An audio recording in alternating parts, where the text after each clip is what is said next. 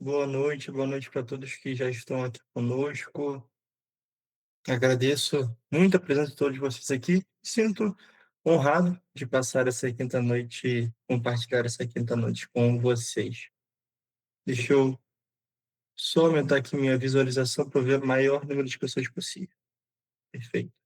É, Maravilha, pessoal. Bom, o que nós vamos fazer hoje, né? Como a gente já foi contando. Boa noite, Sibeli. Como a gente já foi contando no grupo, a gente já foi antecipando o que vai acontecer no dia de hoje, apenas um recapitular, lembrar e explicar um pouco melhor, né? Eu vou transmitir daqui a pouquinho um roleplay. O que é um roleplay? Roleplay é uma sessão simulada. É o mais perto que a gente consegue chegar, né, de eu conseguir atender um paciente e vocês assistirem o atendimento, né? Nós gravamos esse roleplay para que ficasse o melhor possível e, quando o roleplay for acontecendo, eu vou pausando esse roleplay e vou comentando justamente aquilo que eu fiz, o que chamou a atenção no discurso do meu paciente, o que chamou a atenção no discurso do Gaspar, né? O que no jeito de falar, na forma de se portar, me chamou a atenção e eu decidi parar, fazer uma intervenção, perguntar, aprofundar, né? Esse estudo de caso é um estudo de caso fictício, não é de nenhum paciente meu, até porque não seria ético, né, compartilhar a vida de um paciente assim dessa forma, abrir a vida de um paciente dessa forma, um paciente é, fictício, mas paciente fictício que muito bem poderia ser o paciente de cada um aqui. É um paciente fictício que, se eu pudesse, né, apostar, apostaria que todos vocês, dentro dos primeiros meses de terapia, ou que são o primeiro ano de terapia, vai receber alguns pacientes muito semelhantes ao Gaspar, né, o que veremos em seguinte. Então, eu gravei com o Patrick, meu parceiro, meu sócio aqui, meu grande amigo, mas gravamos esse roleplay juntos, eu fazendo o cara o papel do terapeuta e o Patrick fazendo o papel do paciente. Ficou muito interessante mesmo. Espero que todos aqui, né, prestem bastante atenção, possam aproveitar bem esse tempo para verem como de fato acontece um atendimento clínico. E, né, imagino não, né, pela resposta que vocês colocaram no formulário, a dor de vocês é muito parecida, né? A dor ali de uma dificuldade em começar a atender, uma insegurança de começar a atender. Então, né, hoje vocês vão ver que atender não é nenhum bicho de sete cabeças, né? Atender é algo que você consegue fazer, você consegue estruturar, e claro, né, tudo aquilo que vocês vão ver não é produto de um talento natural, de um dom que Deus me deu, mas é sim produto da prática repetida e repetida e repetida, com um supervisor mais experiente do que eu, que ia me guiando ali ao longo dos primeiros anos de atendimento clínico, até, né, poder chegar hoje e atender com muita tranquilidade, atender com confiança, sabendo o que eu estou fazendo e fazendo o melhor para o paciente em específico. Então, eu vou compartilhar aqui com vocês o vídeo, né? A gente usou o Google Meet para gravar, então o vídeo e o áudio não ficou tão bom assim quanto fica. Eu usei essa mesma câmera, esse mesmo fone de ouvido com o mesmo microfone, né, para gravar, mas o Meet ele perde um pouco da qualidade, mas enfim, né, aquilo dali realmente foi uma sessão, uma primeira sessão com o paciente. Primeiro encontro entre um psicólogo, um psicoterapeuta, um terapeuta e o seu paciente. Interessante, né, que a gente gravou isso numa manhã. De manhã naquele dia eu tive uma péssima noite de sono, dormi pouco, dormi mal, e ainda estava começando a ficar gripado. Então, assim, é um dia comum, comuníssimo na minha vida, na vida de todos vocês. Não foi algo que eu deixei assim, preparei demais e que a coisa se perdeu, sabe? Ficou assim, meio artificial. Não, foi algo muito que acontece comigo com frequência, acontece com vocês também, e são desafios ali que precisamos superar no dia a dia. Olá, Gaspar, boa tarde, cara, um prazer te conhecer agora, né? Somente, né, no limite que a gente consegue, né, pessoalmente, virtualmente, né, mas não mais ali só no WhatsApp, trocando mensagens, né, combinando horários e tudo mais. Vai ser uma alegria te conhecer. Esse nosso primeiro encontro, né, ele serve para a gente, primeiro de tudo, se conhecer, né? eu te conhecer e eu também me dar a conhecer ali, né, conhecer as suas queixas, suas questões, suas dores, seus sofrimentos, daquilo que no final te trouxe até aqui esse momento de terapia. E Uhum. também, ao final, dar a conhecer a mim também e também ao meu método, a como nós vamos caminhar, como que uma como que uma terapia ela se estrutura, né, ao longo das semanas e quais nossos objetivos, e bom, tudo aquilo inerente à própria terapia que nós vamos caminhar juntos. Beleza?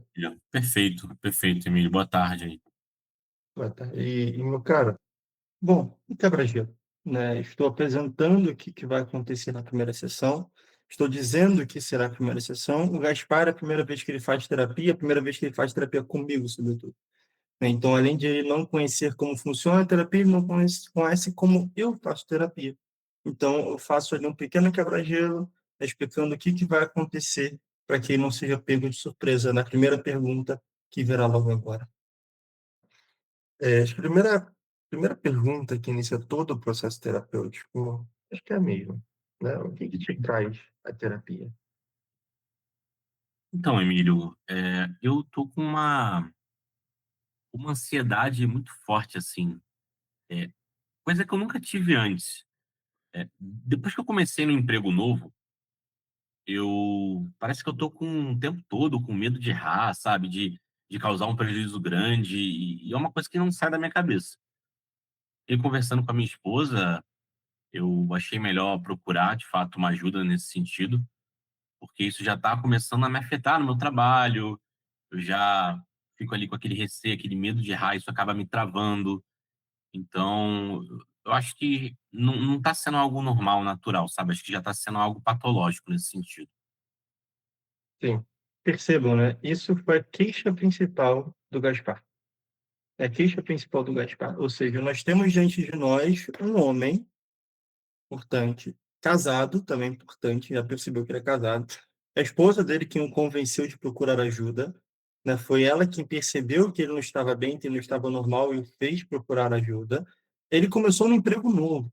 A gente não sabe ainda se o emprego novo é numa empresa completamente nova, ou se ele teve uma promoção, mudou o cargo, né? Mudou o cargo dentro da empresa. A gente não sabe exatamente a natureza desse novo emprego e que ele fazia antes, que ele faz agora.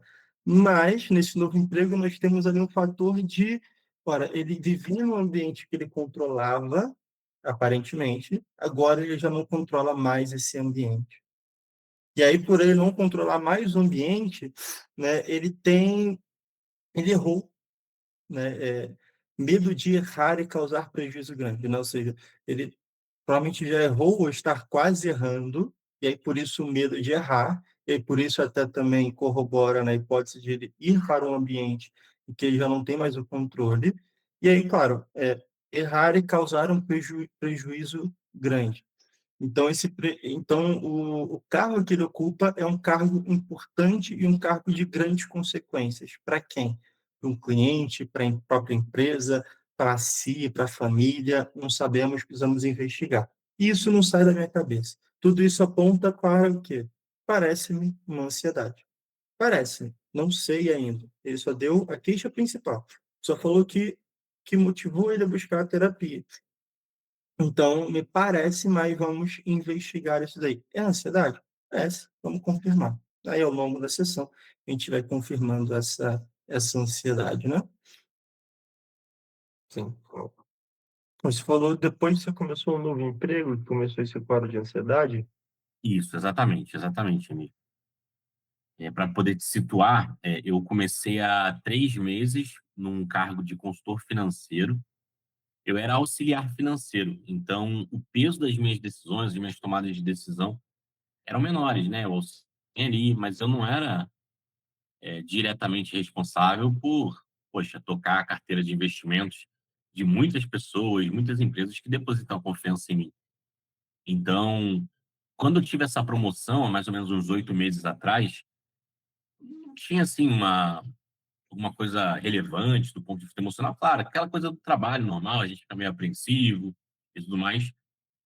Só que, conforme o tempo foi passando e eu fui cometendo um erro, aí cometendo outro, isso foi virando uma bola de neve, e essa pressão que às vezes é, claro, é uma pressão do meu chefe, mas é uma pressão minha também, sobretudo, isso vem ficando mais forte, cara. E assim, isso tem me afetado significativamente. Sim. Percebam como uma pergunta abriu um leque de informações sobre o Gaspar. Ele falou muita coisa que ficou omitida na primeira, na questão, na queixa principal, né, naquele grande motivo que eu trouxe para a terapia. Então, algumas suposições minhas se confirmaram, né? Ele mudou de cargo, provavelmente na mesma empresa, a gente ainda vai ver isso ao longo do clipe, né? Ele mudou de cargo, provavelmente na mesma empresa. Ele não tinha atribuições tão importantes, tão grandes, agora ele tem. Ele não tinha pressões tão grandes, agora ele tem. Ele não tomava as decisões principais, agora ele toma. Perceba como agora acontece um acúmulo de responsabilidades que o Gaspar não está conseguindo, não está sabendo lidar. E a ansiedade ela começou logo após a promoção ou ela demorou um pouco? Não, então, a ansiedade, essa ansiedade, essa angústia, ela começou há mais ou menos uns 3 meses depois de eu ter assumido esse cargo de consultor financeiro, tá? Então, eu tô há 8 meses no cargo e já tem mais ou menos o quê? 8 meses, começou uns 3 meses depois, que foi na minha reunião de trimestre. Foi de 3 meses depois, então tem mais ou menos uns 5 meses que isso começou. Ele tem 5 meses com ansiedade, convivendo com essa ansiedade. Até um tempo ok, assim, para procurar terapia. Tem gente que fica um ano para procurar, desde que procura na semana seguinte, vai de cada pessoa. É nada assim que nos chame grande atenção sobre desleixo, com cuidado à saúde própria, né? Mas quando começou é importante para gente. Quando começou é muito importante para gente. Não começou quando ele mudou de carro. Ou seja, só o fato de ter mudado de cargo não foi uma pressão suficiente para deslanchar a ansiedade. Mas aconteceu alguma coisa dentro desses 3 meses que a reunião trimestral, aquilo ali foi exposto para ele, aquilo ali apareceu, ele percebeu, ou ele percebeu alguma mudança ali nos índices dele, ou ele percebeu alguém disse para ele. E aí sim, caramba, estou aqui com erros, não estou indo bem, fiz cagadas e tal, tal, tal. Então, deixa eu, enfim, fiz isso ao longo desses 3 meses e agora, caramba, eu não posso errar mais. Vem essa pressão de não errar mais, não errar mais, não errar mais, de ter um emprego ali na Berlinda e também até da consequência que ele pode causar para terceiros da própria empresa, né? Uhum. E você teve essa reunião trimestral, né, que você comentou, e para você parece que foi um marco, né? Depois Isso, dessa reunião que você percebe que começou a ansiedade, antes dessa reunião você não percebia. Então, imagino que algumas coisas tenham acontecido nesse primeiro trimestre e exatamente. que logo depois chegou na reunião, você recebeu um feedback, apontaram as coisas que aconteceram. Foi algo nesse sentido? Você consegue aprofundar um pouquinho mais, meu cara? Claro. Emílio, assim, eu entrei ali nas primeiras semanas é aquela coisa, treinamento, adaptação, você vai se adequando, se ambientando àquele local. E aí, beleza, até o primeiro mês ali foi um mês mais de adaptação, no segundo eu já comecei a tomar decisões, já comecei a ter ali uma responsabilidade maior, no terceiro também eu já tive responsabilidades, foram aumentando, as cobranças, a demanda foi aumentando, e ali no quarto mês, onde aconteceu a reunião de trimestre, né, eu tive ali a apresentação de resultados e os meus resultados não foram tão bem quanto esperados, né? Algo que é até assim natural para uma pessoa que está começando, mas eu me cobro bastante nesse sentido, amigo. E assim, o que mais me fez perceber também essa situação, essa ansiedade que me gerou, foi um erro significativo que eu cometi, que foi o seguinte: tem um senhor, e esse senhor é o seu Adélio, e ele tá juntando aí, cara, economia de uma vida toda, ele juntou 250 mil e tinha um fundo de investimento que estava indo muito bem. E eu falei assim para ele: bom, seu Adélio, eu recomendo que você invista aqui os seus 250 mil. E ele, claro, ele deixou uma parte ali, uma reserva para ele, mas ele fez um investimento significativo e eu o convenci ali. Tem essas coisas de comissão e tudo mais. Então a gente acaba sempre se empolgando ali, né? Então ele depositou 250 mil. E assim, Milho, cara, é, foi algo bem significativo, assim, quando ele falou, né? E, e ele me relatou isso nesse dia, que depois de ter feito esse depósito, ele perdeu significativamente uma quantia ali, foi reduzida significativamente ali para 100, 120 mil. Então ele perdeu bastante das economias dele. Cara, ele me ligou, pô, chorando, falando que era uma economia de uma vida. Então, naquele momento ali, eu percebi assim, sabe, a minha decisão tem um peso, é uma responsabilidade muito grande que eu tenho que arcar. Então, isso me trouxe esse gatilho, assim, sabe, poxa, aquilo que eu estou fazendo é sério, impacta a vida das pessoas, o peso da decisão, muitas das vezes ele é meu, as pessoas confiam e depositam essa confiança em mim. Então, foi ali, depois dessa reunião de trimestre, então teve ali uma relação. Ele falou que ele se cobra muito. E aí, nesse momento, ele percebe o real peso do trabalho dele.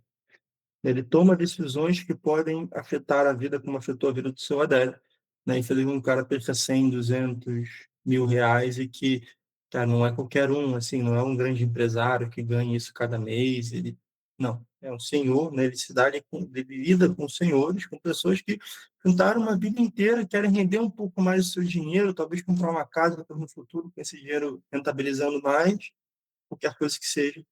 E ele foi lá para uma decisão ambiciosa, talvez tenha oferecido, isso eu estou aqui, né, supondo algumas coisas com vocês, oferecido ali uma carta com mais risco, mas também com mais benefícios, tanto para o Adélio quanto para a comissão dele.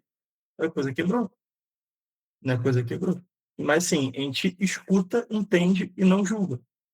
Bom, tudo bem, pode ser que o Gaspar tenha sido ganancioso, ele pode se cobrar dessa ganância dele.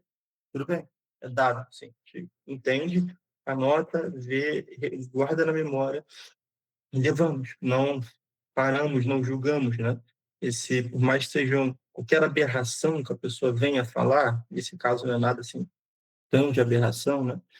É, é, não julgamos, apenas escutamos, concordamos, tudo bem, entendemos e seguimos para continuar ali a terapia e que no final, ao longo da apresentação final, quando encerrarmos, claro, né, teremos um momento de conversar também ao longo das semanas sobre essa questão, por exemplo, de ganância, né, de, às vezes, oferecer algo para o seu cliente que seja maior alto risco, enfim, e isso afeta o trabalho dele. Podemos ter esse espaço para desenvolvimento pessoal do Gaspar também. Assim, coisa que vamos ver ao longo aqui também do roleplay. Caramba. E aí, esse senhor Adélio, né? Você o responsável pelo investimento do dinheiro dele? Então, eu toquei parte da carteira dele, né? Sim, eu fui responsável pelo investimento, mas ele já tinha ali alguns outros investimentos anteriores. Uhum. E aí, essa que estava performando bem, ela quebrou? Qual que Exatamente, exatamente. inesperado, assim? Era algo de grande risco? Você recebeu uma grande comissão, por isso que você vendeu para ele? Exatamente, assim, eu ia receber uma boa comissão, eu tenho minha responsabilidade, minha família, então, claro, isso pesa ali um pouco ali na hora da decisão, mas também porque não tinha um histórico muito de queda, assim, Emílio, eu realmente achei que fosse ali ser um excelente investimento para o seu Adélio, só que, assim, o Brasil ele tem uma instabilidade política, econômica muito grande, e tiveram algumas mudanças de nomeação de secretários e algumas mudanças ali, até na próprias diretrizes do Banco Central, esse caso do Banco Master, enfim.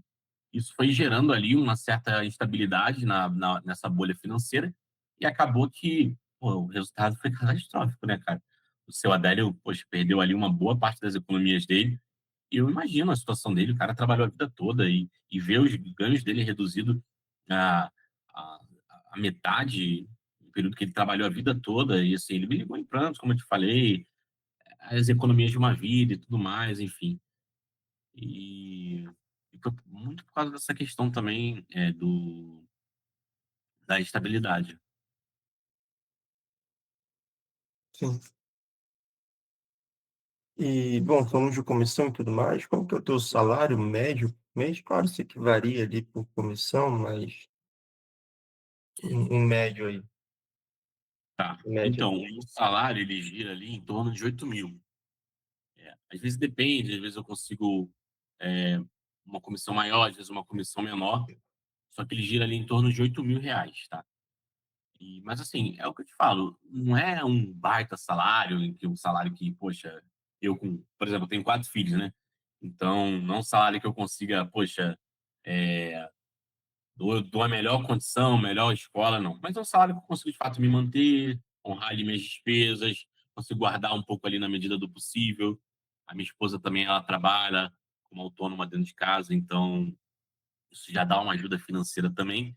Mas, assim, só louvo a Deus mesmo. Eu sei que é um bom salário, assim, baseado na maioria, mas eu também não estou satisfeito, não, né? A gente sempre quer, sempre tô querendo mais, proporcionar o melhor para eles. Então, gira em torno disso. Percebe, ele comentou quase ano passando que tem 4 filhos. Ele não parou e falou: Ah, eu tenho 4 filhos, é responsável de pagar uma casa com 4 filhos, minha esposa trabalha em casa, isso é muito coisa, isso. Não, tem 4 filhos, eu tenho minha esposa de casa, tem 4 filhos, aí eu vendi uma coisa ali que é um pouco mais arriscada, ganhar um pouco mais e passou, entendeu? O salário é bom, gosta do salário, tem uma vida tranquila, não está devendo também, não consegue sobrar e guardar muita coisa, mas não está devendo nada. Perceba como foi quase uma nota passando. E é importante a gente prestar atenção e ter atenção até a esses certos detalhes, vamos colocar assim, que o próprio paciente nos traz, né? Ele não vai colocar ênfase naquilo, mas, pô, com certeza, se fosse solteirão, questão financeira muito melhor resolvida, fosse só ele e a esposa, muito mais tranquilo. Se peso financeiro talvez tenha levado ele a vender uma ação arriscada para o seu cliente, né, é a família, pode ser os filhos, né, esse peso financeiro da família. Tá bom, vamos continuar. Cara, que bacana, né? 4 filhos, quatro Claro. filhos. Hoje Pois em é. dia, Aí você quando a imagina a gente, responsabilidade, né? pô, sem dúvida, né, cara? E hoje em dia, quando a gente imagina, né, uma família de 4 filhos, cara, é um escândalo para muita gente, né? Exatamente. Para muita gente, né? Hoje em dia, ter dois já é muita coisa, cara. Vocês têm 4. Legal, cara. Que Pois é. bom, que Dois bom. meninos e duas meninas ali, e tudo escadinha, então é Escadinho, um atrás do outro. um atrás do outro. É desafiador, cara, Que legal. mas é gratificante também, assim, ver eles crescendo, ver eles se desenvolvendo. Pô, que bacana, cara. Interessante, incrível. Aqui em casa a gente tem uma só, né? Uhum. Mas eu falo que tem uma só por enquanto. Isso Se aí. Deus quiser, virar mais. Boa, boa, isso aí, se Deus quiser. Com a idade, nesses momentos eu tô criando conexão. Não tem nada a ver, assim. Tanto faz se eu tenho uma filha, duas, três, cinco, 50 ou nenhuma. Tanto faz, assim. Eu tô criando conexão e engajando ali com ele para gerar proximidade. É tanto ele fala que tem 4. Eu não me espanto, eu sorri. Porra, cara, que maneiro, 4 filhos, que graça. Óbvio, assim, talvez o Gaspar não planejasse ter 4 filhos quando ele era mais novo, quando ele casou, tanto faz. Agora que ele tem 4, ele ama os 4. E gosta também quando as pessoas se alegram com ele, assim, junto. Então, sorrir, né, fazer comentários assim, cara, que maneiro, cara, pô, muito legal. Muita gente acharia um escândalo, né? Acho que um escândalo ter 4 filhos e, pô, vocês têm essa coragem, pô, maneiro. E a gente vai criando essa conexão e até percebo agora a mudança do Gaspar com um sorriso, né? Ele me responde também com esse sorriso, isso gera essa conexão. Os teus filhos, cara, essa escadinha, né? Isso, isso. Eu tenho 2 meninos e 2 meninas. Das Eu, meninas, né? Bacana. exatamente. Eu tenho ali a Maria Flor, que é a mais velha. Depois a gente teve o José Maria, que a Maria Flor tem hoje 4 e meio. O José Maria tem ali 3 anos. Aí eu tenho a Alice, de 2 anos. E eu tenho ali o Bento, que é bebê, né? Tem ali uns 6, 7 meses. Então foi de fato, assim, um atrás do outro. Foi bem desafiador, cara. E falando um pouco mais agora dessa parte familiar, não só da parte de trabalho, pressão e tudo mais. Sim. Você tem quantos anos, meu cara? Eu tenho 28, Emílio. 28 aninhos, né? Isso. Um jovenzinho casado com 4 filhos. Tô Aí que é novo. mais escandaloso ainda, né? O pessoal acha que a gente é alienígena, né, cara? Bacana, cara. Sua esposa tem a mesma idade que você, imagina? Ela, Mais ela próximo, é. né? Sim, sim, ela tem 27. Ela 27. é. Bacana. São casados há quanto tempo?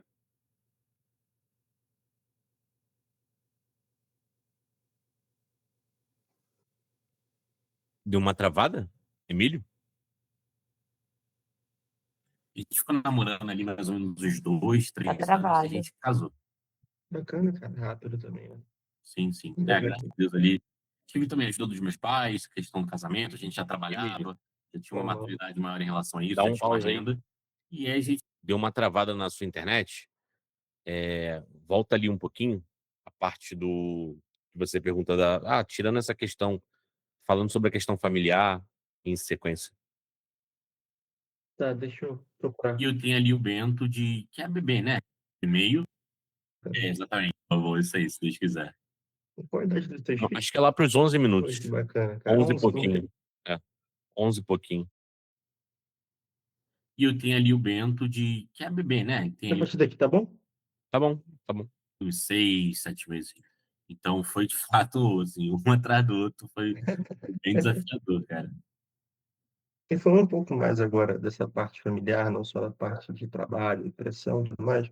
Sim. Você tem quantos anos, meu cara? Eu tenho 28, Emílio. 28 aninhos, né?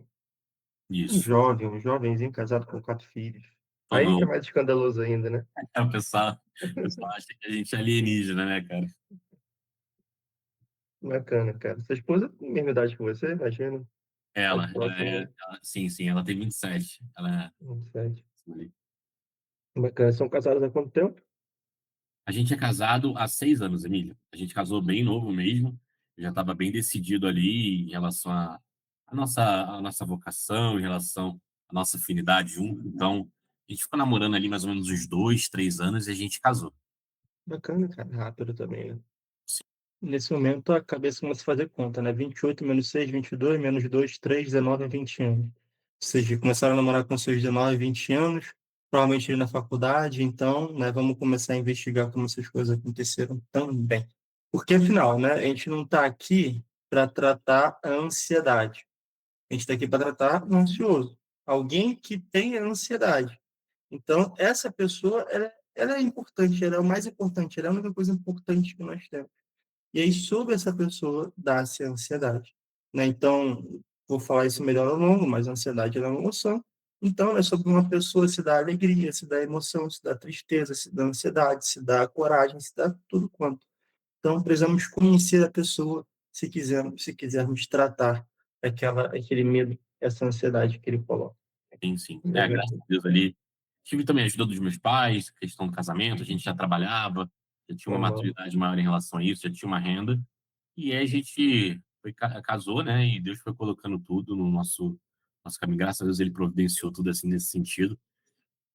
E a gente está construindo uma família bem bacana. E praticamente casou, passou alguns poucos meses e já veio o primeiro, né? Exatamente. Já tinha plano já de, de sair da lua de mel grávidos, né? Pra não esperar muito ali, sabe? Que É, legal. já sempre tive essa vontade, sonho de ser pai. Então, Bacana, cara. a gente foi rápido nesse sentido. E, e você trabalha com finanças, né? Isso, exatamente, como consultor financeiro. Consultor financeiro. A sua graduação é em economia? Isso. Em economia. Tá. E como que foi, cara, teu período de graduação? Você entrou na faculdade, imagina, logo depois do ensino médio, né? Como que foi esse... Você vai contar um pouco para mim desse período, assim, de faculdade? Os Claro, marcos importantes e... sim. Então, Emílio, eu sempre gostei muito desses temas relacionados à economia, relacionados à política também, que tem ali alguma coisa que se relaciona, né? Mas eu sempre gostei muito de economia, de finanças. E aí eu já estava decidido já. Terminei o ensino médio com 17 anos. Eu estudei ali num colégio da Barra da Tijuca, embora hoje eu more em São Paulo, capital, né? Eu moro em São... eu estudei ali no colégio da Barra da Tijuca, eu sou cara, por isso esse sotaque também, né? E aí eu sempre fui decidido em relação ao que eu queria fazer, que era economia. Quando eu terminei o ensino médio, eu fiz ali a prova do Enem, passei na faculdade de economia, eu passei na faculdade na USP, ali em São Paulo mesmo. E Bacana. aí eu fui cursar economia lá, foi bem suado, né? Mas consegui cursar economia lá. E desde então eu consegui esse cargo de auxiliar, né? Primeiro eu comecei como estagiário, depois eu fui subindo para auxiliar em outra empresa. Então, eu sempre tive uma visão de carreira, assim, a longo prazo, sempre muito consolidada. E assim, Emílio, na faculdade, cara, foi desafiador, né? Porque eu, um jovem de 18 anos, né, na ocasião, entrando numa faculdade federal, a gente sabe que existem influências ali do ambiente, o pessoal não. Sempre tem ali aquele convite, gente usando droga, pessoal na farra e tudo mais. Então, sempre teve um pouco desse apelo. E, de fato, assim, eu, eu sempre fui muito tímido e ali na faculdade eu vi uma possibilidade de me destravar nesse sentido, de ser um cara mais sociável e realmente comecei a frequentar algumas amizades ali que eu me arrependo, né? Mas tive algumas amizades ali nesse sentido. E ali muito na idade de pensar o que eu vou fazer e tal, e aí, jovem adulto. E, e aí, cara, foi uma providência de Deus, de fato, ali. Eu conheci a minha esposa, eu tinha 19 anos, e conheci ela, a gente já se conhecia e tudo mais, ali da época de igreja e tudo mais, a minha família era católica, e eu cresci nesse ambiente. Só que eu me desviei, e aí eu conheci ela na faculdade. E ela sempre foi uma menina muito centrada, muito católica, e assim, graças a Deus, evidentemente, graças a ela também eu devo, assim, a minha conversão, que aconteceu ali com os 20 anos. Então, com 20 anos, de fato, eu tive essa experiência com Cristo, de me aproximar de Deus, tive uma conversão, e aquilo mudou, de fato, a minha vida, né? Eu comecei a me dedicar mais à faculdade, comecei a levar as coisas mais a sério, comecei a ter um olhar de carreira, apesar de saber o que eu queria, mas um olhar mais dedicado, mais a longo prazo. E aí, foi que eu comecei, enfim, a fazer estágio, subir para auxiliar. Depois, tanto é que a gente casou. Aqui ele está contando a história dele, a história já de adulto, né? Ele é do Rio de Janeiro, foi para São Paulo, ou seja, um jovem ali começando a vida aos 18 anos, morando num estado diferente, longe dos pais, num estado que não é o seu estado de nascença, mudança de vocabulário, de gírias, as pessoas que vão estudar em São Paulo geralmente são do Brasil inteiro, né? Diferenças culturais, onde que ele morou? Morou numa república, dividiu o quarto, dividiu, né, o que foi? Ele foi do ambiente da faculdade, uso de drogas, festas. Ele não tentou ali, né, fazer amigos, tentou ali perder essa timidez. Olha quanta coisa aconteceu com o paciente nesse período tão marcante do início da vida adulta dele.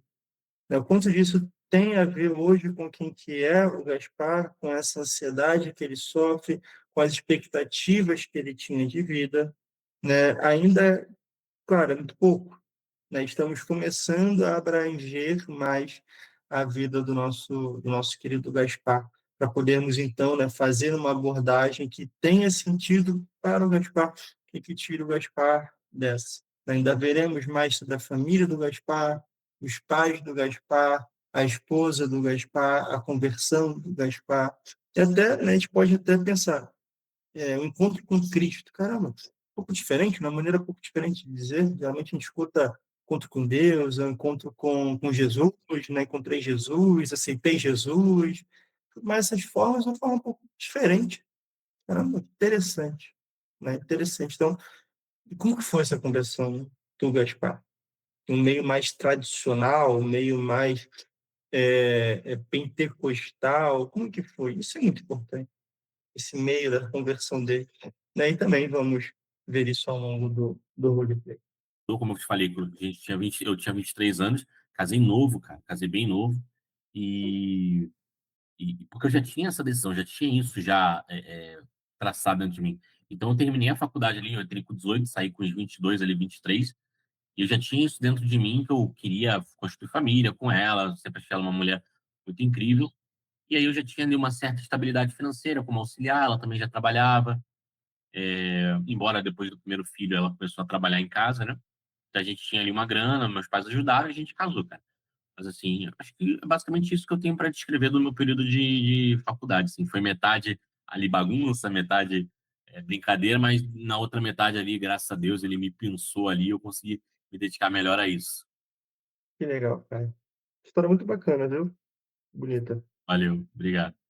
E muito longe de casa, né, cara? Saindo do Rio de Janeiro para fazer faculdade em São Paulo, pô, é um choque, né? Sim, total, É um cara. grande choque. É um choque cultural, né? Eu cresci, né, de fato, na Barra da Tijuca, só que depois a minha família se mudou para lá, porque os meus pais, eles são médicos e eles trabalhavam muito, ficavam rodando e, assim, tem um cara que ele fala que São Paulo é meio inevitável em algum momento da sua vida, né? Principalmente para quem foca muito na carreira. E aí eles acabaram indo para lá, é evidente que eu fui com eles, né? Conseguiram um bom emprego lá no Hospital Sírio-Libanês. Pô, que interessante, cara. Que É, legal. pois é. E aí, enfim, a minha mãe trabalha em UBS, né? Ela também conseguiu uma recolocação ali perto. E aí eu fui para lá, cara. E foi, de fato, um choque de cultura, de experiência, de realidade, né? Os paulistas não gostam muito dos cariocas, né? Também tem isso. Percebam, né? Eu conheço o Rio de Janeiro, criado na Barra da Tijuca, playboyzinho da Barra da Tijuca, filho de dois pais médicos, né, plantonistas. O pai conseguiu um emprego no Sírio-Libanês. Então, assim, né, a gente consegue desenhar ali uma infância para o Gaspar, né, de um menino que viveu talvez numa redoma, que também não teve tantas experiências assim de choque, de pressão, foi evitado, né, foi retirado desses ambientes. Um menino um cara que talvez seja a primeira vez passando no momento da vida onde ele tenha que dizer não para si mesmo quando ele quer comprar alguma coisa, porque né, assim, não está sobrando dinheiro, né? Então, se começar a gastar mais do que o devido, começa a faltar o dinheiro, né? E pais também, dois médicos que médicos trabalham muito, ganham muito, mas trabalham muito. Né? Quando vocês começarem a atender os médicos de vocês, né? Vocês vão ver assim, cara, que esse cara ganha, pô, essa família aqui vive com 20, 30, 40 e tantos mil. Depois de perguntar a rotina ali da pessoa, faz 60, 70 horas de plantão por semana. Lembra que o CLT é 44. O cara faz, às vezes, 30 horas a mais de trabalho por semana. Tem filhos. Aí o cara precisa remarcar contigo, porque ou até é difícil de encontrar um horário, porque o cara está sempre em plantão. Aí não vai ter plantão domingo. Aí, pô, como vai atender o cara domingo, né? Então fica essa. Ou às vezes atende o cara dentro do plantão, aí tendo que sair no meio do plantão, do atendimento para poder atender paciente. Então nota interessante, né? Um cara playboyzão da Barra da Tijuca, pais médicos, realmente foi muito criada por uma babá, né, por alguém que auxiliou, até pouco com os pais, pouco contato, pouco afeto com os pais. Já ver tudo isso aí em seguida também. Interessante. Hoje você reside em São Paulo, capital, Campinas, alguma região Isso. próxima? Então, hoje, eu fiz a faculdade de São Paulo, capital, mas hoje a gente mora em São José dos Campos, tá? Ah, bacana. É uma cidade mais tranquila, não é interior, mas é uma cidade mais quieta, mais calma, que tem uma qualidade de vida melhor. Então, assim, São Paulo capital realmente para mim, hoje com a minha família, querendo dar uma segurança para eles, para mim realmente eu vejo que não faz tanto sentido. Você trabalha de casa, né, uma parte online? Eu trabalho híbrido, eu fico em Híbrido. casa, trabalho no escritório também, O escritório fica em São Paulo ou em São José? fico em São José. São José. Então, Ah, ótimo. aí Ah, não é, maravilha, né? Maravilha. pois é. Que bacana. Você sente falta do Rio, cara? Cara, eu sinto assim, o Rio é um relacionamento meio tóxico, né? Só fala da violência, de tudo isso, mas o Rio tem aquela questão também do samba, da praia, das pessoas, do acolhimento, das praias, enfim. Então, quem é do Rio sabe como é que é. A gente ama e odeia esse lugar ao mesmo tempo. É uma relação meio louca, assim. Há quem diga que ser carioca é igual mulher de bandido. Apanha, mas gosta, sabe? Exatamente. Exatamente, cara. Brincadeira meio chucra, mas Mas é isso, cara. é Descreveu o que, bem. é o que a gente costuma dizer, né? Também sou do Rio, né, cara? Não moro mais no Rio, mas vim para o Sim, interior também, justamente no mesmo sentido, de criar melhor a família, mais espaço para as crianças, né? Elas se exato. desenvolverem melhor, mais barato, tudo, enfim, acaba compensando, né? E Perfeito. a tua esposa era daqui também? Já se conheciam aqui? Criando mais conexão, né? O Gaspar era do Rio, eu também era do Rio. O Gaspar foi para o interior, eu também fui para depois, né? Passou por faculdade, também fui para o interior. Temos filhos, famílias, temos esses cuidados. Com o Gaspar é um paciente que não acontece sempre, né? Mas é um paciente que eu tenho mais essa liberdade dessas brincadeiras, de um palavreado, uns ditados próprios da nossa cidade, do nosso estado, conhecemos, né? Até a pergunta, sente falta do Rio? Tem a sua importância? Ele pode dar algum fator importante para a gente sobre o estado do Gaspar hoje? Numa cidade, tal, São Paulo? Pode, sim. É mais para gerar até conexão do que esperando que saia alguma coisa muito valiosa de lá. É mais para criar essa conexão de que para eu poder depois chegar na piada e falar, morar no Rio e ser carioca é igual mulher de bandido. Chegar nessa piada e rirmos juntos, né?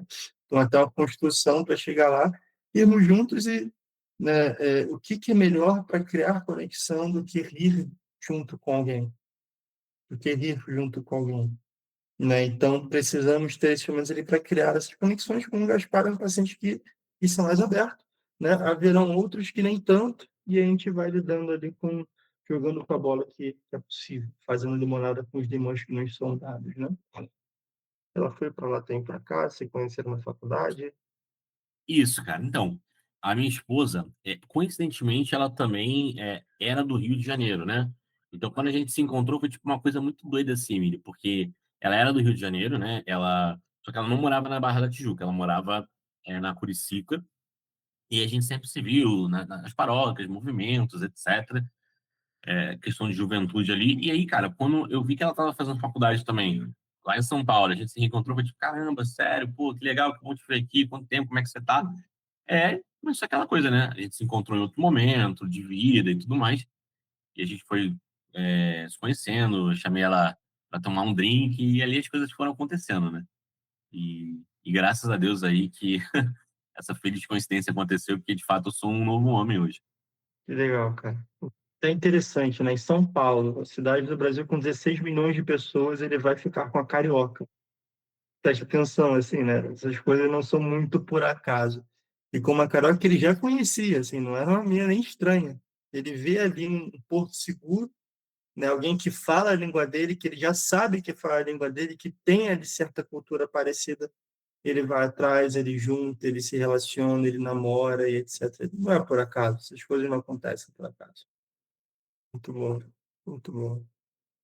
E só para, como eu não perguntei, Uhum. mas você foi de auxiliar para consultor dentro da mesma empresa, né? Ou você mudou de empresa? Foi dentro da mesma empresa, exatamente. Embora eu tenha feito estágio em uma empresa, depois eu fui para outra como estagiário também, eu fiz dois estágios.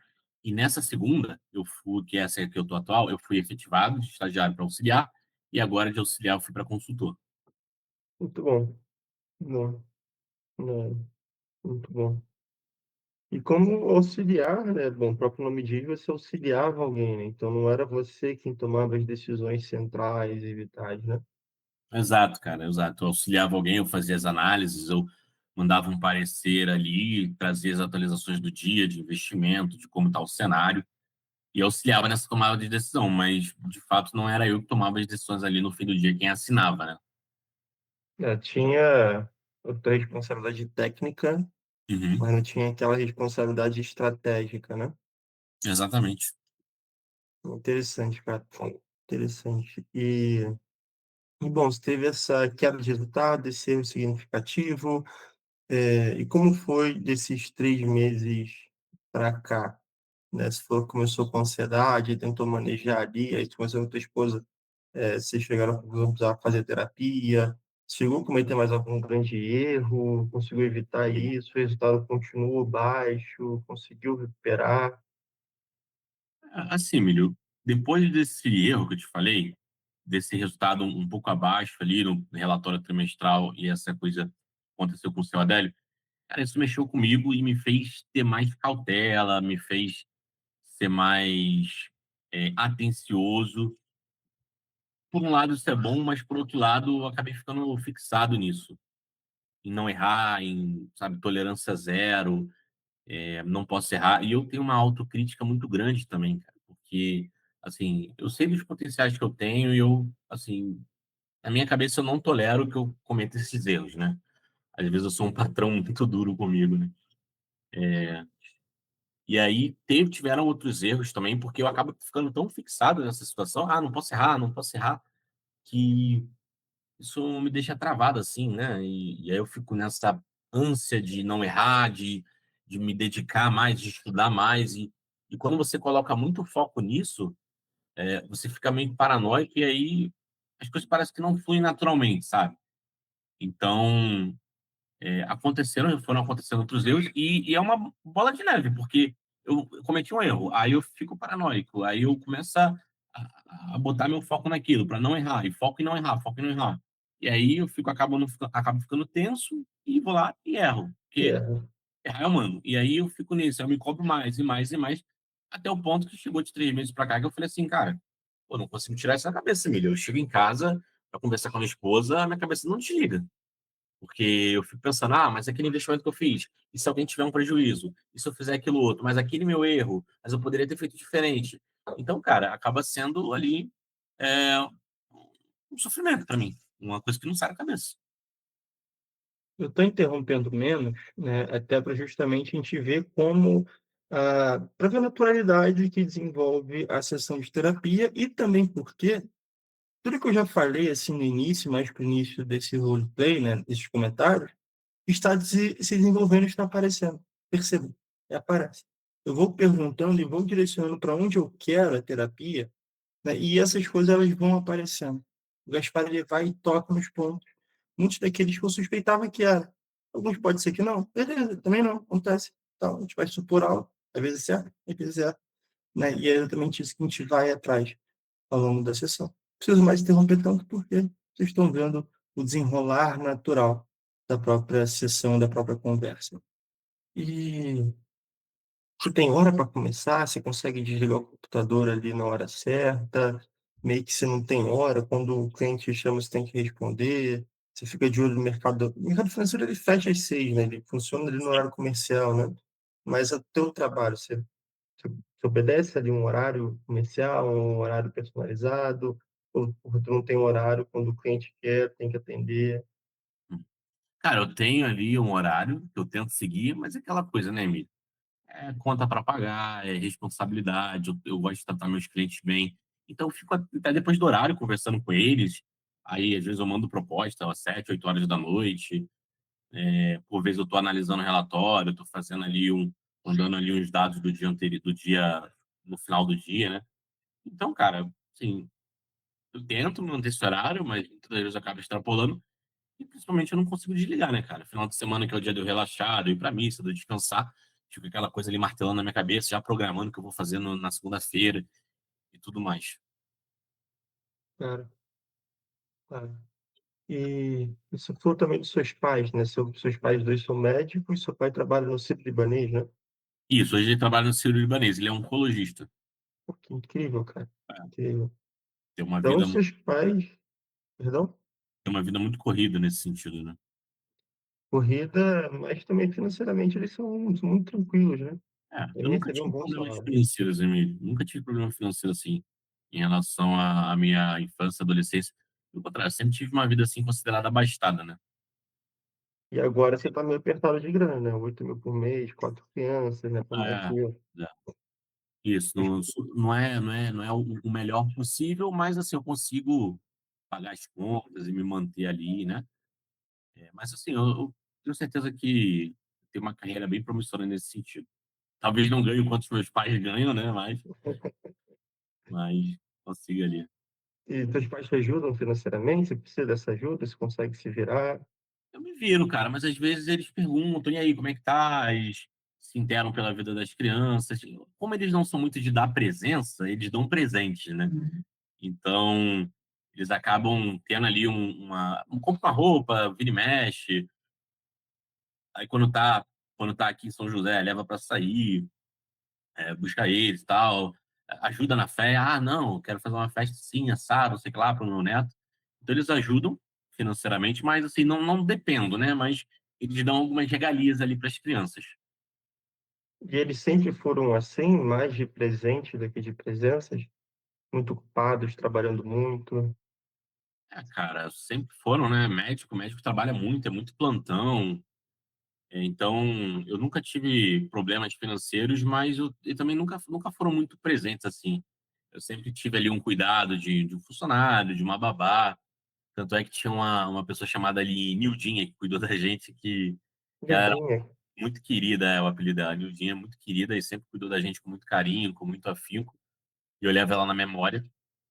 Então, mas assim, sempre trabalharam para proporcionar o melhor de fato aquilo que eles não tiveram. Então, é mais nesse sentido. Legal, cara. Tive a minha miudinha também. Ela trabalhava com o meu pai antes de eu nascer e, infelizmente, veio a falecer agora em dezembro. E meu Caramba, sonho é que ela cuidou de mim, meu sonho é cuidar dos meus filhos também, né? Mas Deus sim, sabe o que faz, Deus providencia as coisas, né? E, é enfim, há verdade. coisas que somos católicos, né? Podemos partilhar um pouco, há coisas que a gente não entende, né? Mas quem sabe que desígnio de Deus é o melhor a ser feito, Exatamente, cara. né? A gente tem essa Deus tem consciência. saudade ali dos seus filhos, os chama, às vezes para a gente em horas inoportunas e estranhas, a Uhum, ele na hora correta, né? exatamente. Eu tenho para mim que quem realmente é bom não passa muito tempo nessa terra, não, né? Não merece, né? Não merece, Deus já chama direto já. Não merece passar muito tempo nessa terra, é verdade. Merece melhor. É É. verdade. Bom, meu cara, vamos lá, né? Os temas. Percebam que eu me abri com ele, né, um pouco também. Tem muito a ver com a terapia também. Eu falei, eu tive minha lindinha. A lindinha, infelizmente, faleceu recentemente. Dá pra perceber que, né, que ainda tinha ali certa dor, né, comentar isso e tal. E que, bom, o paciente ele tem ali ele se abre comigo, né? E ao se abrir, enfim, você abre o espaço do teu coração, da tua alma. É aquela pessoa que abre, precisa ser uma pessoa confiável. Você abre o espaço do teu coração e a pessoa abre também o espaço do coração dela, se mostrando também certa, não total fragilidade, mas também humanidade, né? Que é um humano que está partilhando ali contigo e também confia em você. É sobre tudo isso que eu demonstrei ali. É por isso que eu partilhei também. Eu falei, cara, sinto também, né? E também sou humano aqui contigo, estamos juntos nessa caminhada. Você tem a sua confiança em mim de se abrir, eu também tenho a minha confiança em ti, de receber essa abertura e também de me abrir um pouco. Você me dá uma faca na qual eu posso te machucar, bom, aqui também está a faca na qual você pode me machucar, né? Como se fosse essa troca ali de confianças, e que também gera esse vínculo, também gera essa proximidade. Eu não sei se a neudinha dele já apareceu, se está vivo, se ficou no Rio, se foi para São Paulo. Não é sobre isso, não é esse ponto. Uns 30 minutos só, né? Infelizmente não temos mais tempo, poderemos aqui discorrer por tranquilamente mais de 30 minutos, mais de uma hora, tranquilamente. Temos bastante coisa para conversar, mas também a terapia, como nós conversamos, ela não se encerra numa sessão só, né? Essa primeira sessão eu disse para nos conhecermos, não para resolvermos. Então, Uhum, né, de fato, é que a gente está abrindo o leque, entendendo melhor como a coisa funciona, para então, nas próximas sessões, a gente conseguir já traçar o método terapêutico, né, para as próximas sessões já ir, né, clarificando, esclarecendo e melhorando. E, meu cara, só para explicar um pouco o que que é um ponto, né, que onde estamos agora na terapia, né, o combinado com o Gaspar era 30 minutos. Né? Tinha bastante coisa que precisa ouvir dele. Muita coisa vai trabalhar, foi o que eu acabei de falar. Né? Chegou os nossos 30 minutos, o que eu vou fazer? Eu vou desligar na cara dele? Acabou assim? Não, não é assim. Não posso fazer assim. Né? Eu estendo. Eu vou estender aqui ainda uns 13 minutos. Ainda quase metade da sessão eu vou dar a mais, 50% a mais eu vou dar para ele. Vou cobrar para eles quando precisa mais? Não, é de graça, dá assim. Primeira sessão nossa, cara, eu tenho mais tempo aqui, vamos conversar, eu quero te ouvir, eu me interesso por você, pela tua história, não estou aqui só pelo teu dinheiro, aqui só por... Não, me interesso verdadeiramente por você. E se eu tenho paciente depois de você, Gaspar, ou não, esse é problema meu, eu resolvo depois, aviso meus pacientes, aviso do atraso como 2 minutinhos de cada um ali no final da 30, né? Esse é um problema meu, assim, isso eu cuido, né? Então, eu quero dar valor para o Gaspar. Eu quero que o Gaspar volte. Eu quero que o Gaspar confie em mim. Eu quero fazer uma boa terapêutica. Acima de tudo, eu quero fazer uma boa terapia com o Gaspar. Então, vamos lá, eu não vou cobrar dele esses 15 minutos, esses 10 minutos a mais. Não, eu vou dar para ele, porque também eu preciso encerrar a sessão. Como que se encerra uma sessão? Desse modo como eu vou fazer agora. né? Ele falou, poderia falar mais uma hora, poderia conversar mais uma hora sobre tudo que está acontecendo com ele, né? Só que, bom, então a gente precisa encerrar o nosso combinado, minha agenda e tudo mais, né? Então, eu não posso também devolvê-lo para casa de mãos vazias, porque apesar de até ter conectado bem com o Gaspar, aparentemente, isso aí você vai ver ao longo das semanas, ter conectado bem com o Gaspar, até início de uma amizade, ele não está me pagando para ser amigo dele. Ele tem de graça. Tem os amigos dele, tudo mais. Ele está pagando ali pelo conhecimento técnico, por uma ajuda especializada que ele precisa. Então, não basta só ali fazer amizade, ser amigo, ser abrir, mas eu preciso também conduzir. Então, entendemos ali o Gaspar, de onde ele veio, para onde ele vai, etc, etc. Então, agora, nesses últimos 10 minutos, eu vou explicar qual vai ser o segmento da sessão, o que é ansiedade, as terapias, né, possíveis para tratar uma ansiedade, né, e por aí a gente vai até o final. Ansiedade e qual caminho que nós vamos seguir, né? Uhum. A ansiedade, cara, você falou muito bem, né? Você assumiu um novo cargo, veio maior pressão. A ansiedade é uma pressão, né? É uma Sim. pressão desmedida, Uhum. sabe? A ansiedade, ela é um medo desmedido, né? Então, por exemplo, imagine você lá, os Homens das Cavernas, né? Tem lá o cara, ele sai para ele termina o dia ali de Homem das Cavernas, né? Ele vai para o trabalho, chega tarde, pega ali 2 horas de cipó, demora para chegar em casa, chega em casa, a casa está uma bagunça, os 4 filhos dele, porra, zaralhando em casa, a mãe maluca, descabelada, brigando com os filhos e tal, tal, tal. Ele, depois de uma rotina estressante, acende um cigarro e vai ali para a porta da caverna, de lado de fora, do fumando, né? Uhum. Aí ele escuta o barulho de um tigre. Aí ele, epa, melhor ir para dentro, voltar para a caverna. Ele apaga o cigarro, volta para a caverna e, irmão, é melhor ficar lá dentro na maluquice, no furacão, do que ficar lá fora e ser comido. Isso é Sim. um medo normal, normal, normalíssimo, né? O tigre, ele impõe uma pressão ali, ele impõe uma presença ali que é mais forte do que a tua sozinha, seria de 3, 4 amigos, vai derrotar o tigre. Você recua, não vai enfrentar, né?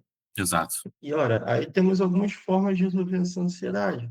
Ou a gente se arma, fica mais forte do que o tigre, né? Ou a gente foge do tigre, ou a gente calcula, né? Recalcula a coisa. A gente, mas o pessoal no colégio, no trabalho, deu na TV que tem uns moleques aí com apito, simulando rugido de tigre. Então, pô, não é tigre, é um moleque fazendo besteira, se for de moleque mesmo. Né? Andando por aí fazendo apito de tigre e assustando os outros. Então, pô, não tem problema eu ficar aqui fora, posso ficar. Ou a gente recalcula Uhum. a ameaça, ou a gente se afasta, recolhe, ou a gente se arma para ficar mais forte do que a ameaça. Né? Sim. Foi assim que o homem fez a primeira lança, a primeira arco e flecha, a primeira espada, a primeira arma, fogo. Assim que as coisas vão evoluindo, né? Se armar frente, amar mais frente ao inimigo mais forte, né? Sim. Então, isso também diminui de linha ali a ansiedade. Mas a ansiedade já tem essa raiz natural, que é o medo. É natural. Né? Santo Tomás de Aquino, quando ele coloca ali as paixões humanas, as emoções humanas, ele Uhum. coloca 6 do concupiscível e 5 do irascível, total de 11. Sim. Concupiscível, meu cara, né? Essa parte, o apetite concupiscível, que regula as coisas fáceis e gostosas. Sim. Então, Uhum. por exemplo, comer um bolo, tomar um gole de coca, você vai lá, vai na cozinha, pega, come, pronto, resolveu. Irascível, ele regula ali, ele nos puxa, nos atrai para as coisas mais árduas. Então, Sim. por exemplo, enriquecer. Uhum. Enriquecer, né, requer que você junte dinheiro, requer que você invista dinheiro, pegue crédito com o banco, né, correndo o risco ali de não dar certo e ficar com a dívida, é, né, te requer um esforço, um trabalho maior, uma atividade, uma energia, uma pressão maior, mas se fizer a coisa bem feita, você enriquece. Não é algo que se resolve em um dia, senão é algo que se resolve em anos. Sim. Então é algo mais difícil, árduo. Então esse nosso lado irascível, ele nos leva para esse campo, né? Uhum. E então, meu caro, das emoções do irascível, há duas que nos concernem muito aqui, que é o temor e a audácia. A Sim. audácia é a coragem, e o temor é o medo, a Uhum. ansiedade. Então, o temor, como já foi provado aqui por vários exemplos, a ansiedade é algo natural humano. ou quando você conheceu a tua esposa lá, conheceu assim, reencontrou a tua esposa, se apaixonou pela primeira vez pela tua esposa, convidou ela para tomar os primeiros drinks, né? Sim. Ou você não estava ansioso? Tá, tinha um friozinho na barriga, né? Como o americano gosta de dizer, né? Butterflies in my stomach, É, né? Borboletas no estômago, né? isso. Até aquela música do Vitor Léo, Borboleta, né? Fala um pouco sobre isso, assim. É, Né? Então, porra, ter ansiedade nesse momento era bom? Sim, muito bom. Imagina se não tivesse ansiedade, você não teria carro de sonho. hum. Não teria ali uma emoção para Não teria. Teria preparando. paixão. Não Entendi. teria apaixonar-se por ela. Uhum. Não estaria com ela hoje, sem 4 filhos, sem família, sem nada, sem conversão, sem nada, Verdade.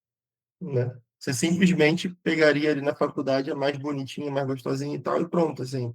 Apenas apetite sexual, nada ali de uma ligação de um coração, de um envolvimento, né? Que, enfim, a gente não explica, a gente Exatamente. vive, né? Então, a ansiedade é algo natural. O problema é quando ela extrapola, exagera e aí causa tudo isso que você, né, como você diz. Ter medo de errar é bom, pô. Senão, assim, né, faria besteira a qualquer momento. Você ter Sim. certo medo de errar. Mas quando o medo de errar ele se torna tão grande que nos impossibilita até de tentar, Uhum. talvez, Sim. talvez, né? Então, isso é muito. Enfim, a coisa acontece assim, né?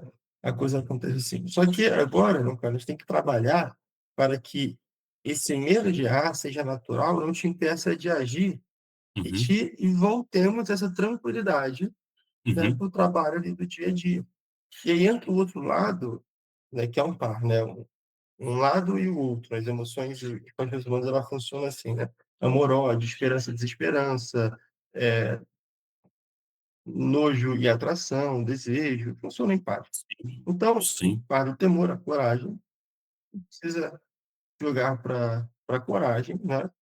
E para buscar justamente aquilo que você falou, cara, essa área é bom, não é o ideal, então eu quero mais, busco mais, Uhum. né? E então essa ambição de buscar a mais, a gente precisa ter justamente essa coragem, porque, cara, daqui para Uhum. frente, desculpa lhe dizer se você já não sabe, mas a pressão ela vai aumentar. Se você quiser atingir lugares maiores, a pressão ela vai aumentar. Se quiser um maior salário, a pressão ela vai aumentar. Não tem jeito. Ah, Emílio, você é dessa Verdade. área de finanças, minha esposa trabalha em casa, como você disse, né, profissional autônoma, então eu vou ajudar ela igual São Luís Martã fez com Santa Zélia. Cara, boa Aham. sorte para você chegar ali a um faturamento de R$ 10.000, você vai ter que investir, arriscar, medo de acontecer, de dar certo, arranjar funcionário, porra, funcionário largar você no meio da operação, processar e tal. Cara, vai ser uma outra série, até às vezes maior de ansiedade, riscos e medos. Sim. Então, Ela sempre vai assim, estar presente ali, né? você quer crescer financeiramente, a não ser que porra, um tio milionário teu que não deixou filho e está sumido por no interior do Paraná apareça, Uhum. depois te dê toda a herança dele, É. ou tu ganha na Mega Sena, entendeu? Não tem outro caminho. Quanto Sim. mais você chegar, mais você mais querer, mais você alcançar, mais vai ser pressão. Senão, não teria por que o CEO de uma empresa ganhar mais. Exatamente. Perceba, quanto mais alto chega nesses níveis de CEO próximos ali, não é que a pessoa trabalhe mais, ela tem mais responsabilidade. Uhum. Ela trabalha até menos, deixa de trabalhar 9, 8, 7 horas da noite, trabalha menos, mas tem muito mais responsabilidade nas coisas, Sim. Verdade. que é o nome dela que tá na reta. É ela que Uhum. vai sofrer as consequências das ações. Então, cara, se a gente quer chegar a mais, a gente precisa, né, não só controlar a ansiedade de agora, mas criar uma caixa, uma fortaleza em ti, né, Uhum. que vai te proporcionar que viva mais intensamente, viva mais pressões, suporte e consiga ali ainda ter resultados maravilhosos. Beleza? Perfeito. E aí, só para a gente encerrar, chega ali nos 5 pilares, 5 objetivos da nossa terapia, né? Primeiro, a psicorreeducação, ou seja, né, você aprendeu muita coisa durante a vida, umas não tão boas, outras boas, Uhum. tende a procurar, né, desaprender essas ruins e fortalecer as boas, além de construir novos bons conceitos. Segundo Perfeito. ponto, vou dar uma corrida um pouco mais rápido por causa do tempo, tá? Mas depois posso até te mandar um vídeo que eu tenho gravado que explica isso com muito mais calma, tá? Perfeito. O segundo ponto, né, que é o ordenamento interior das nossas emoções e da nossa razão, ou seja, vamos Uhum, colocar a razão de volta ali no nosso centro da personalidade para que a nossa razão lá nós sejamos livres e não escravizados pelas emoções e também possamos julgar se algo é bom, uma emoção é boa, se uma emoção é ruim, uhum, né, e então poder colocar as coisas nos seus devidos lugares e poder sentir o que é necessário, o que precisa sentir no momento certo, tem cidade certa. perfeito. Por hora, às vezes, a gente pode sentir alegria no meio de uma injustiça, no meio de uma tristeza, num velório, por exemplo. Está errado. A gente Sim, pode sentir tristeza na conquista de um bem ou de um sucesso financeiro pessoal, profissional de um amigo. Está errado. A gente sente alegria. Sentir alegria no insucesso de algum colega. Está errado. Sentir alegria. Sentir tristeza. Né? A gente pode sentir essas coisas que não estão bem alinhadas. Então, arrumar elas a partir, né, desse nosso uso da razão, porque somos animais racionais, né, somos sim. humanos e vivemos segundo a nossa razão. Hum, Terceiro ponto, meu caro, né, o alinhamento da tua biografia, ou seja, quem tu era, quem tu é, para e quem você será.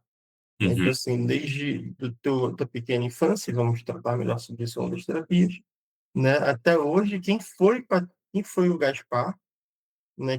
Quem é esse Gaspar que viveu essa vida e quem é o Gaspar que viverá? Quem nós queremos que seja o Gaspar que viverá a vida no futuro. E uhum, aí, é, lidar bem com as alegrias e com as dores, né? Ou seja, aquilo que as nossas alegrias são boas, mas ela tem um lugar. As sim. nossas dores, elas são até a maioria. E se a Hum, gente colocar o aspecto das pequenas dores até, como sair de casa, o pneu do carro está furado, perder o ônibus, perder o metrô, etc., uhum, né? Até ali a morte de um parente, de uma pessoa especial, são muito mais dores, elas acontecem com muito mais frequência, mas a sim. alegria ela tem o seu lugar, ela deve ser preservada e vivida no seu tempo certo. Então, aprender a equilibrar essas coisas, né, Uhum, sem se entregar, ora, a essa dor e tristeza, ora, sem se entregar sem limites a essa alegria que, né, ela 24 horas por dia, 7 dias por semana, completamente possível. sim. E aí a quinta, né, é a busca pelas virtudes, a prudência, justiça, temperança e fortaleza. E aí, vivendo essas bens, recebemos de Deus a fé, a esperança e a caridade. Então, mas, sobretudo, essas quatro primeiras, da prudência, justiça, temperança e fortaleza, né, que é aquilo que nós podemos treinar, né, está aberto a nós. Beleza, meu caro? Maravilha. Legal, Mas, Emílio. pá, desculpa aí tomar teu tempo mais do que a gente tinha combinado, né? Tipo, passou uns 10 minutinhos, mas Sim, é bom, né, para a gente ter com mais calma, para a gente se entender, me apresentar, para eu te conhecer. Mas estamos começando hoje, é né? necessário. É necessário. Semana que vem a gente a gente faz a segunda sessão, a gente continua desenvolvendo esses, esses tópicos. Perfeito, Emílio. Beleza? Maravilha. Mas, Bacana. pá, um abração, cara. Prazer te conhecer, viu? Um abraço. Prazer é meu, tá? Até semana que vem. Tchau, tchau. Até. Tchau.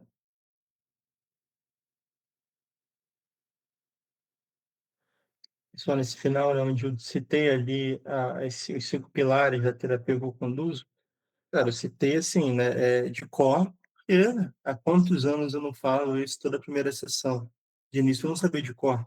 Eu não fiquei ali igual um doido lendo e relendo para decorar cada nome. Eu entendia bem como funcionava, tinha muito meus conceitos. Tinha uma abinha aberta ali do lado do paciente, onde eu dei os 5 conceitos, ou no caderno escrito. Essas coisas a gente usa, né? Tente pegar e decorar e trazer isso, né, de memória, né? Mas bom, meus caros, onde já viram algum roleplay assim? Vocês já presenciaram alguma primeira sessão de verdade? Vocês já tiveram essa perspectiva do terapeuta sobre a primeira sessão, de como conduzir uma sessão? Já tiveram isso? Escreva aqui nos comentários, interage um pouquinho comigo, né?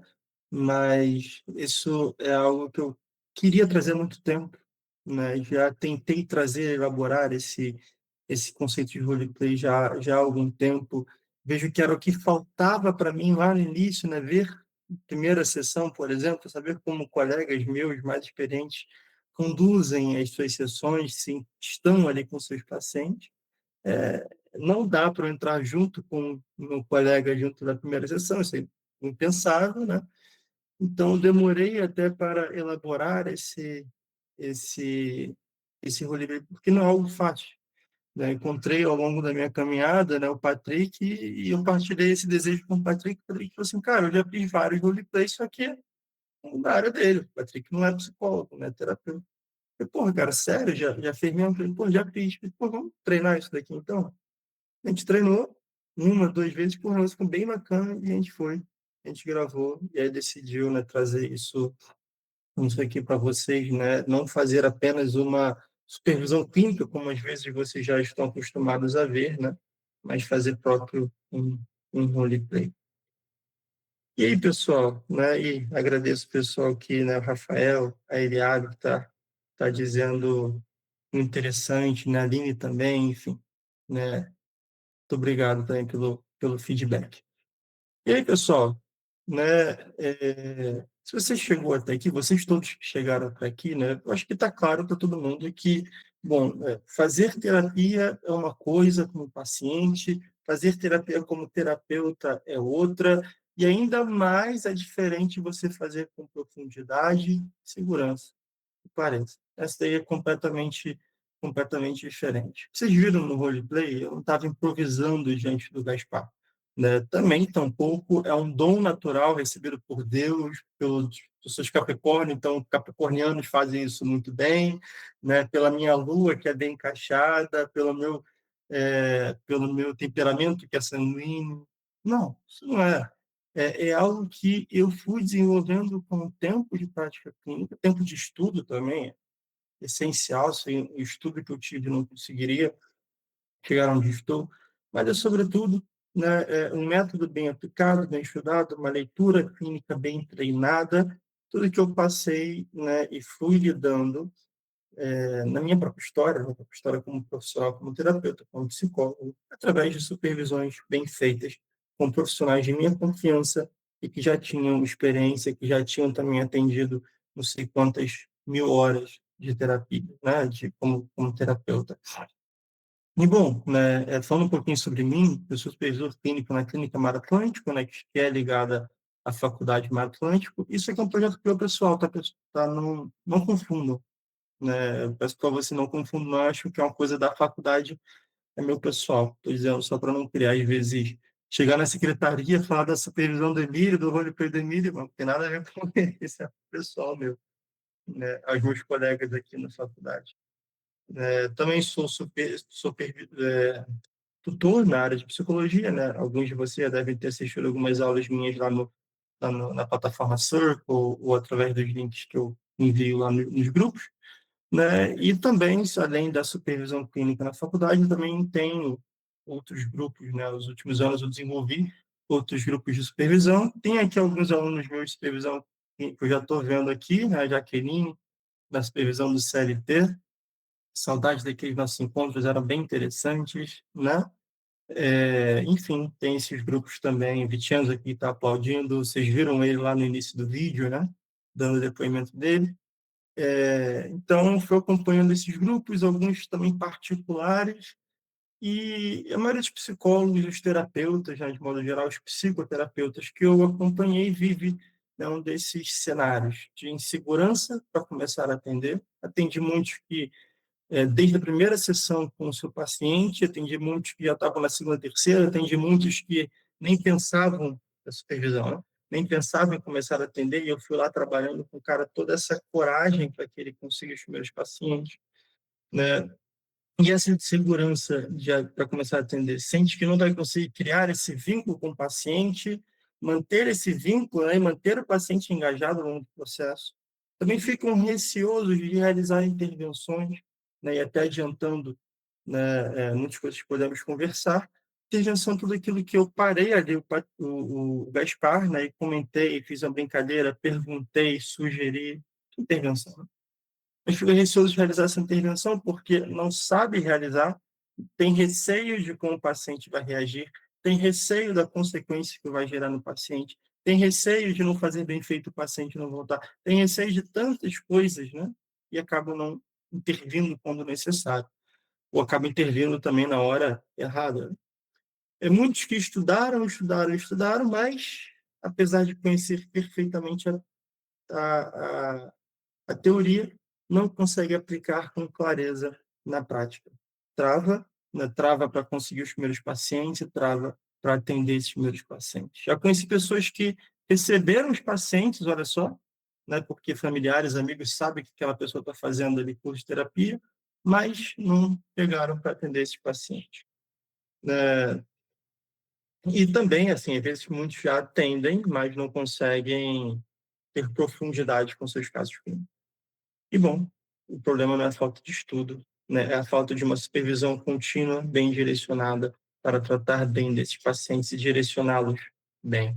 E, bom, a supervisão não é algo só para iniciante. A supervisão é para quem quer amadurecer clinicamente mais rápido, errando o menos possível, né? Sustentando melhor os seus atendimentos e também, né, não expondo o seu paciente a maiores riscos. É responsabilidade, sim, nossa, né, parte da nossa prudência, sermos acompanhados por profissionais que já sabem lidar, já passaram por, por muitos pacientes semelhantes aos nossos, né? Enfim, a nossa responsabilidade é ter esse acompanhamento para tratá-los bem e não sujeitarem eles a algum, alguma técnica mal feita, mal aplicada, e etc., né? Algumas consequências ruins de um mau terapeuta. Então, né, hoje eu conduzo um processo de supervisão clínica que não é genérico, não é engessado, não é um mero discutir de casos, não é uma mera discussão de casos. É um acompanhamento que nós vamos focar em uma leitura clínica mais aprofundada, uma tomada de decisão dentro da sessão, a construção de raciocínio terapêutico, o desenvolvimento do terapeuta como profissional, e bom, e outras coisas, né, que não te ensinam na faculdade, não te ensinam nas formações, nas pós-graduações e tudo mais, que é a sua gestão de carreira e também o marketing ali para conseguir, né, esses primeiros pacientes e depois conseguir aumentar o preço, lotar a agenda e tudo mais. E, bom, não é algo que eu tenho aberto para todo mundo, né? Eu fui tocando essas turmas e eu decidi sentar aqui, estruturar isso. Conversei com o Patrick, que estruturou esse projeto juntos, e estamos fazendo a partir de agora, nessas minhas supervisões, de maneira estruturada, com turmas de início, meio, né, e fim, justamente para você, né, que estudou bastante, quer começar a atender, mas ainda tem essa insegurança. Temas voltados para isso, né? E até eu não tinha comentado isso com o Patrick, mas eu vou aqui com liberdade, né? Mostrar para vocês aqui qual que é a minha proposta de supervisão ao longo dos meses, né? Assim, ao longo das semanas. Serão 4 módulos. Um módulo teórico prático, um módulo prático, um módulo teórico prático, um módulo prático. Os módulos práticos serão com supervisão clínica dos seus pacientes. Vocês que vão trazer os pacientes, né, o que a Jaqueline atende, que a Sibério, que a Damiana, o que a Kelly atende, vão trazer para o grupo. Nós vamos discutir esses casos juntos, né? A parte teórico-prática, como ela funciona. Primeira aula, o que é terapia, quem é o terapeuta, quais os objetivos da terapia. Segunda, como conduzir uma sessão real, por qual caminho levar o seu paciente e onde a atenção do terapeuta deve estar no discurso. Como captar os primeiros pacientes e se tornar autoridade. Essa terceira aula eu quero que vocês comecem a captar os seus pacientes. Para a gente já na primeira aula do módulo teórico, do módulo prático, a gente já poder atender, abordar o seu paciente, né? O quarto, perguntar. Aprender a perguntar. Primeiro, ouvir o trabalho, para depois a boca trabalhar. 5, falaremos sobre técnicas. Técnicas que funcionam. O que são as técnicas? TCC, psicanálise, logoterapia e por aí vai. Sexto, a última aula desse primeiro módulo, lidando com as emergências. Falaremos sobre protocolos para suicídio, casos têm mais graves como psicose, ali, esses casos mais graves, mais pesados. E aí uma aula bônus que eu oferecerei para vocês, se vocês não têm acesso já desde o início, né, é como montar uma boa súmula psicopatológica.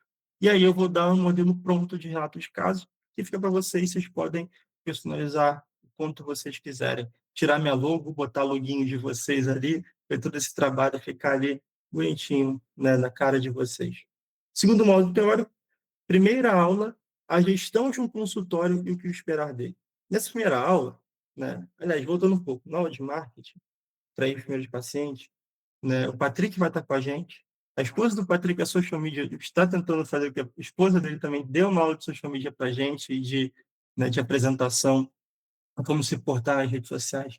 Nessa gestão do consultório, eu estou convidando para fazer parte o meu contador, para falar essa parte burocrática e de contabilidade, e também vou convidar o meu advogado para falar essa parte legal, né, de como funciona toda essa questão legal e os cuidados e tudo mais. Então, a coisa está sendo desenhada de maneira muito especial e carinhosa.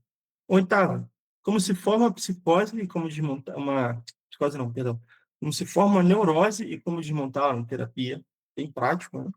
O nono, como você faz para solicitar a autobiografia do seu paciente? O que isso representa? Um olhar do passado, do presente em vista da reconstrução do futuro. 10ª aula, falaremos sobre 4 temperamentos, 7 pecados capitais, 7 virtudes e as 12 camadas da personalidade. 11, quem é o ser humano? E a 12ª é um tema aberto para nós construirmos, turma por turma, aquilo que falta, aquilo que é dúvida, aquilo que precisa ser aprofundado, um tema personalizado de cada turma, da necessidade de cada um. Beleza, pessoal? Então, né, o Patrick ele vai colocar aqui para a gente no chat o link para a gente marcar uma conversa entre comigo e com o Patrick, para a gente conversar sobre a supervisão, se é o momento certo para você, se não é o momento certo para você, se essa supervisão é para você também, ou se não, se você já está à frente, ou você precisa se preparar um pouco mais para fazer parte aqui. Eu quero fazer turmas homogêneas. Eu não quero fazer turmas muito diferentes. Eu quero que todos eles estejam caminhando juntos e também, além das aulas, um possa ajudar o outro com suas conquistas e com os seus fracassos, né? Então, o Patrick vai enviar o link, vocês marcam ali um horário na nossa agenda, a gente vai conversar, a gente vai entender o seu contexto e também se a terapia, a supervisão clínica é algo para você, né? Então, você precisa ser aprovado, né? Não está aberto assim também para todo mundo, só chegar, só entrar, não. Quero turmas homogêneas com pessoas ali semelhantes e parecidas, né?